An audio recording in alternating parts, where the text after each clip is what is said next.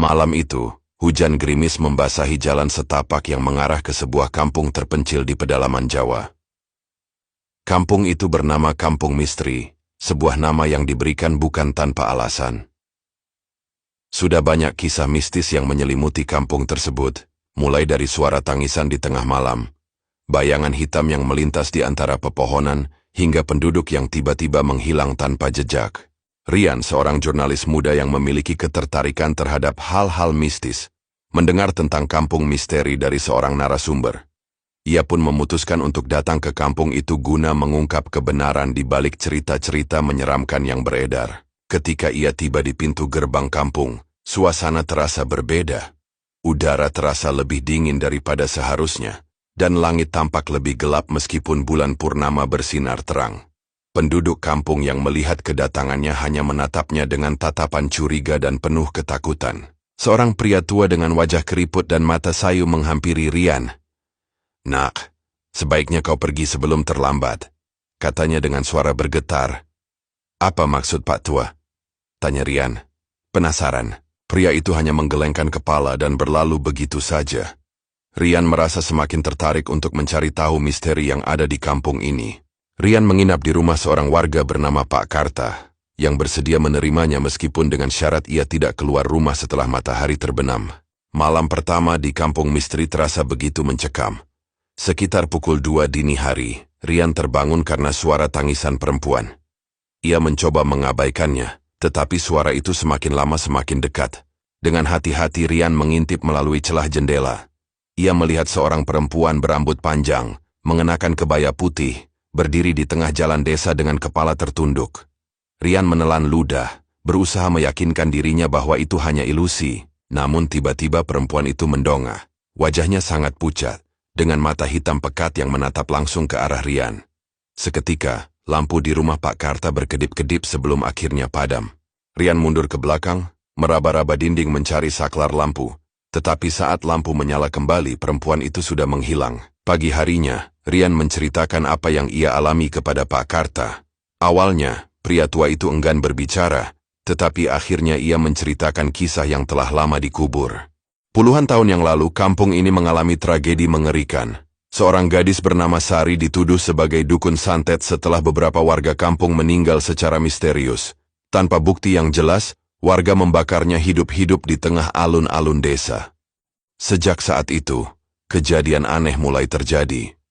Warga sering melihat sosok perempuan dengan kebaya putih berkeliaran di malam hari, dan mereka yang melihatnya akan mengalami nasib buruk. Semenjak kejadian itu, banyak orang hilang atau mati mendadak. "Kami tidak tahu bagaimana menghentikan kutukan ini," ujar Pak Karta dengan wajah penuh ketakutan.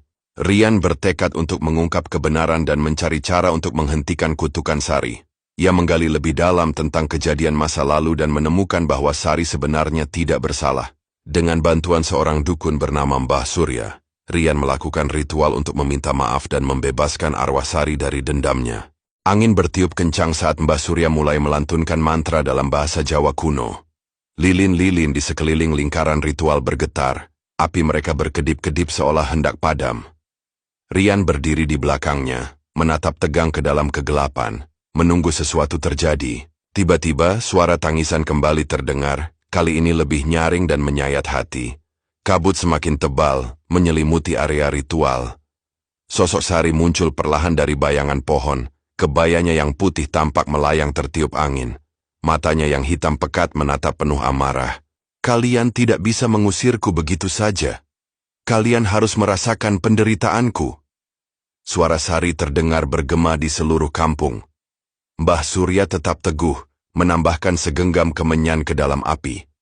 Asap putih mengepul, memenuhi udara dengan aroma menyengat. Namun tiba-tiba api di tengah lingkaran ritual padam dengan sendirinya, dan Rian merasakan sesuatu yang dingin merayap di tengkuknya. Pak Karta yang berdiri di kejauhan berteriak, "Dia terlalu kuat, dia belum mau pergi." Seketika, dari balik pepohonan, terdengar suara langkah kaki, banyak sekali. Rian menoleh dan melihat puluhan bayangan hitam muncul dari dalam hutan, bergerak mendekati mereka dengan gerakan aneh dan kaku. "Mbah, apa itu?" Suara Rian bergetar. Mbah Surya menatap dengan wajah pucat. "Itu, mereka yang telah diambil oleh Sari. arwah penasaran yang terjebak di kampung ini. Mbah Surya segera mengubah rencana. Jika kita tidak bisa mengusirnya, kita harus memahami apa yang sebenarnya dia inginkan. Rian mencoba berbicara dengan Sari. Apa yang membuatmu marah? Apa yang sebenarnya terjadi padamu?